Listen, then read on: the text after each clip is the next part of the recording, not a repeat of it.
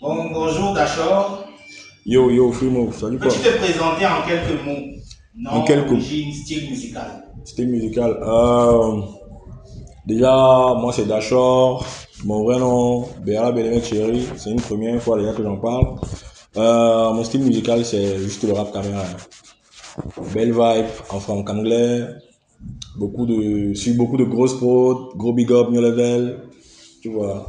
En quelques mots, Dashor, c'est juste un rappeur très fort, tu vois. Ok. Depuis combien de temps tu fais du rap et qu'est-ce qui t'a poussé à commencer? Déjà, le rap aujourd'hui, ça fait pratiquement 10 ans que j'en fais. On est en 2025, je pense. C'est véritablement en 2015 que je commence à. Du moins, avant 2015, parce qu'il y avait des compétitions, il y avait Holidays qui était bien avant que j'ai fait. Mais sinon, c'est en 2017 que j'ai fait Channel Vacances et voilà. C'est. On est dans 10 ans. 10 ans que je suis dans l'univers et c'est en 2019 que je lance ma carrière en tant qu'artiste pro, tu vois, avec Chambre Noire. D'accord. Quels sont les artistes ou influences qui t'inspirent le plus? Déjà, moi j'aime beaucoup la peinture, tu vois. J'aime beaucoup l'écriture aussi. Donc, les personnes qui m'inspirent réellement avant la musique, parce que c'est vraiment, je me greffe à l'art bien avant la musique, peinture, dessin, tout ça, Picasso, les tableaux comme la Joconde, l'écriture. C'était véritablement dans mes années de second cycle au lycée, Madame Bovary, tout ça, Njomwele, voilà, donc c'était vraiment ça. Mais sinon, les artistes en musique qui m'ont véritablement permis de me dire, ok, j'avais mon mot à dire, ou bien je pouvais dire des choses d'une certaine façon, c'était déjà Lil Wayne.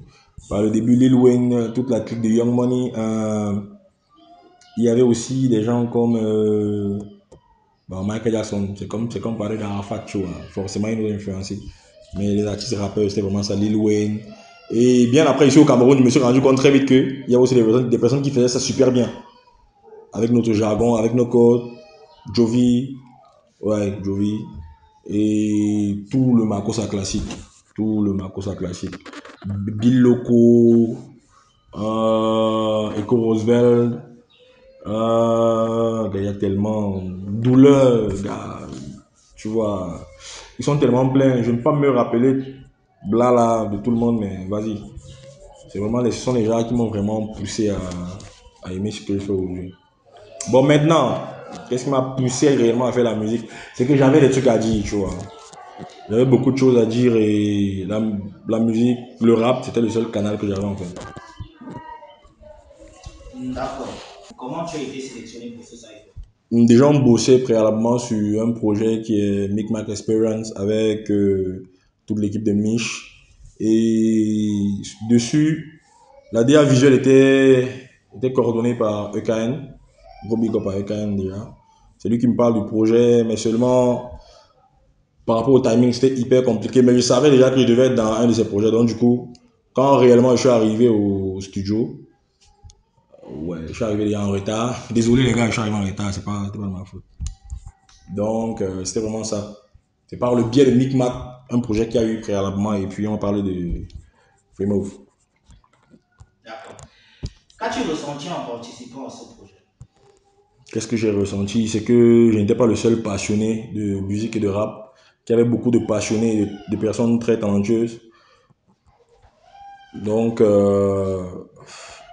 pour répondre à ces personnes qui disent souvent qu'il n'y a pas un écosystème rap au Cameroun, déjà, je me suis ressenti à ma place, je me suis senti à ma place avec des gazas avec lesquels on partageait la même folie.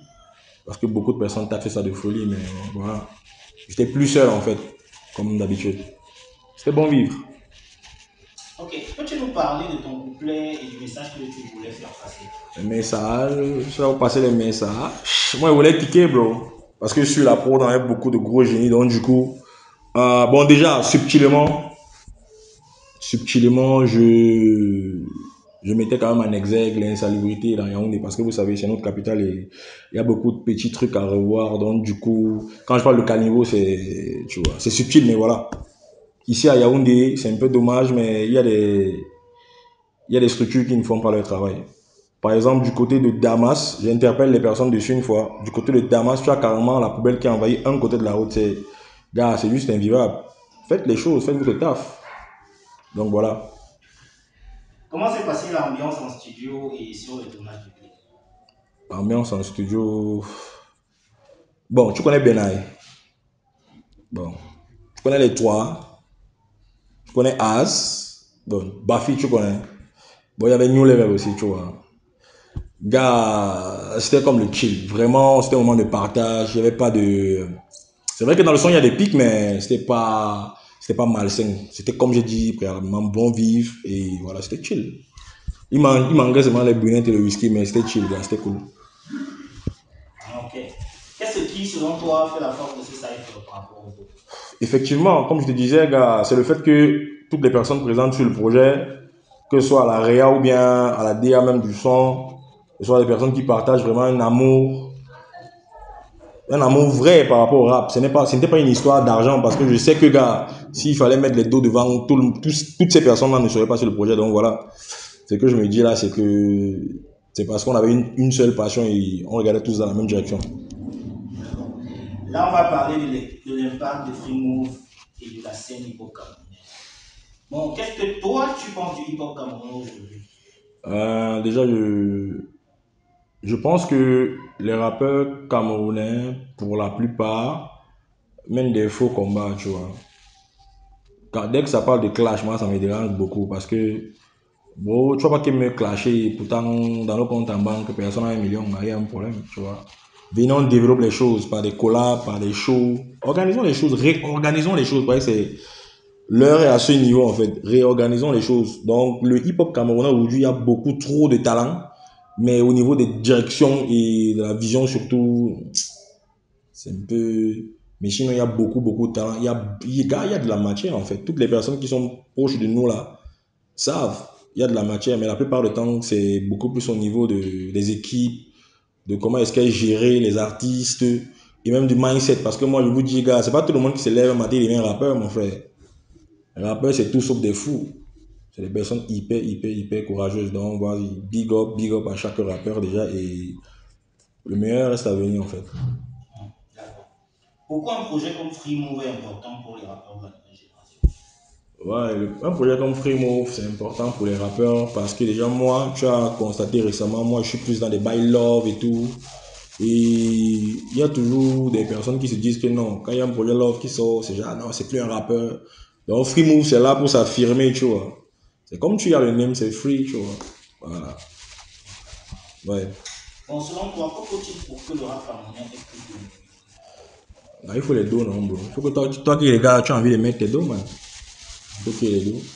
Je crois sincèrement que, gars, aujourd'hui, on est arrivé là, on a garé tous les voitures dehors là. Tu penses que c'est parce que, gars, c'est pas que c'est intéressant. Si on vient, on gare les voitures, ça veut dire qu'en fait, là, il y a un réel business qui est en train de se passer et tout. Et il faut maintenant que de ton côté, ça suive aussi, que tu as envie de kem dans les shows, que tu as envie d'acheter des trucs, que ce soit des merch, des artistes ou bien, vas-y, que tu aies même envie de, pourquoi pas mettre même de tes dos même pour la réalisation des projets des artistes.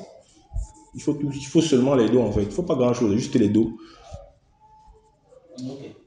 Comment vois-tu Ok, on la refait. Comment vois-tu l'évolution de Free Move dans les années à venir? Gars, moi je vois qu'un truc comme Fremo, ça va déboucher par exemple sur un festival de rap, tu vois. Là, ça va devenir un réel festival de rap où on pourra peut-être sur une semaine, 4 jours, véritablement implémenter toutes les idées qu'on a au studio sur le premier freestyle avec Gaza, tu vois. Qu'on pourra véritablement partager, échanger, kiffer. Voilà. Ok, ok. Là, on part sur la quatrième partie, message aux fans et aux potentiels partenaires. Qu'est-ce que tu aimerais dire aux personnes qui vont découvrir le cypher? Déjà, que tout s'est fait sur place. De toute façon, on dit qu'il y a de gros potentiel au Cameroun, à Yaoundé encore plus. Euh, Investissez, n'ayez pas peur de mettre la main à la pâte parce que c'est un travail qui n'est même plus au niveau seulement des artistes.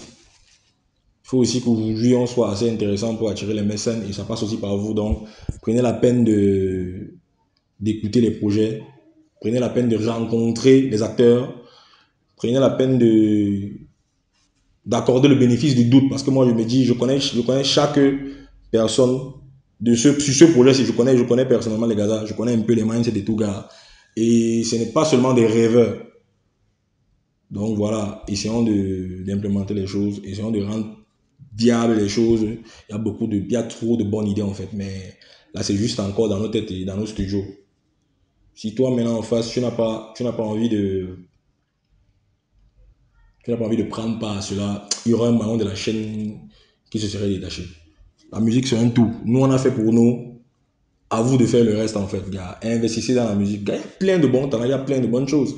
Et moi, c'est un truc que moi je dis même souvent dans mes interviews en fait. La musique seulement à 80% peut régler la situation ou bien la problématique sur le chômage au Cameroun. Il y a beaucoup de métiers autour de la musique. Donc, gars, faisons les choses ensemble. Nous, on est open à fond. Pourquoi devrait-il soutenir Freemove et contribuer à ce développement? Bon, pour les personnes qui ont suivi l'interview, c'est la même question, c'est venu 3 fois, mais sous différentes formes. Il est important de soutenir un projet comme Freemove parce que c'est non seulement un projet, aujourd'hui c'est un projet carrément je vais pas dire à but caritatif, mais gars, on est carrément en train d'essayer de mettre sur une plateforme pour donner de la visibilité aux rappeurs comme nous, qui n'avons pas la possibilité de briller comme il se doit. Donc voilà, c'est une très belle initiative pour la culture, pas seulement pour la musique, pour toute la culture. Dans les gars, la main à la pâte, la main à la pâte, la main à la pâte. Okay. Un dernier mot pour les fans, les potentiels investisseurs, les partenaires, les partenaires. Non, mais en fait, un dernier mot, même pas élan de patriotisme, les gars, encourager les gars là. Les gars ont besoin de ça. J'ai besoin de ça. Donnons-nous de la force et de l'amour, les gars.